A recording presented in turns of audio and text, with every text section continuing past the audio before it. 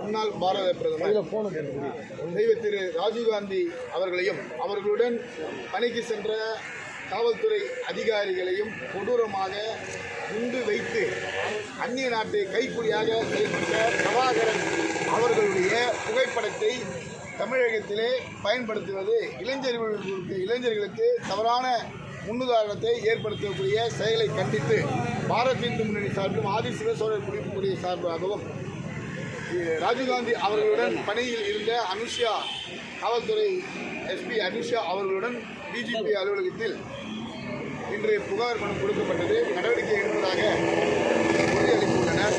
அது மட்டுமல்ல, இன்று பார்த்தீங்கன்னா தமிழகத்தில் திமுக ஆட்சி பொறுப்பேற்றவர்லேருந்து பார்த்தீங்கன்னு சொன்னால் குறிப்பாக தீவிரவாதத்தை ஆதரிக்கக்கூடிய செயலாக தான் மாண்புமிகு முதல்வர் அவர்கள் செயல்படுகிறார் என்பது வெளிப்படையாக நம்ம பார்க்குறோம். காரணம் என்ன கேட்டிங்கன்னா, நீங்கள் பார்க்கலாம், பிரபாகரன் அதாவது ராஜீவ்காந்தி அவர்கள் கொலை வழக்கில் தண்டிக்கப்பட்டவங்கெல்லாம் மன்னிக்கப்பட்டு விடுதலை செய்யணும்னு சொல்லிட்டு அதுக்கு ரிலீவ் பண்ணது தமிழக முதல்வர் தான்.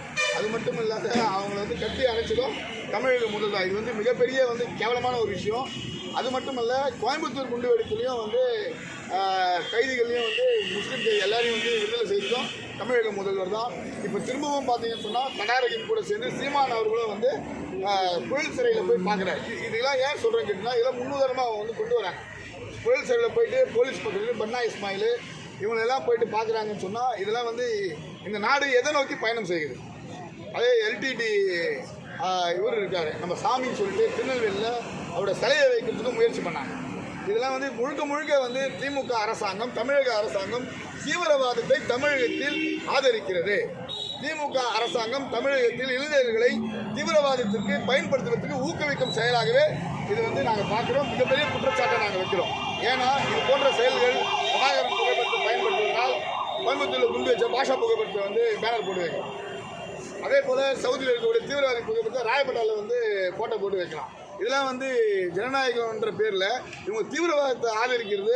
அடுத்தடுத்து ஒசாமா பின் லேடன் போட்டோவை பார்த்தீங்கன்னா ஸ்கூட்டரில் போட்டுட்டு ரோல் மாடலாக எடுத்துகிட்டு போகிறாங்க.